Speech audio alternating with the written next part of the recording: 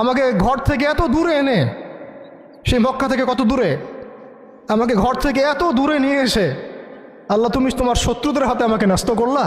ইয়াতে হাজ্জেমুনি, যারা চতুর্দিক থেকে আমাকে পাথর মারতেছে। কি আবেগ দোয়ার মধ্যে, কি ভাষা, কি লাফস। ইলা আদুইন বা আইদিন ইয়াতে হাজ্জেমুনি, তুমি আমাকে আল্লাহ ঘর থেকে বের করে এত দূরে নিয়ে আসলা, শত্রুদের হাতে সমর্থ করলা, তারা আমাকে চতুর্দিক থেকে পাথর মারতেছে।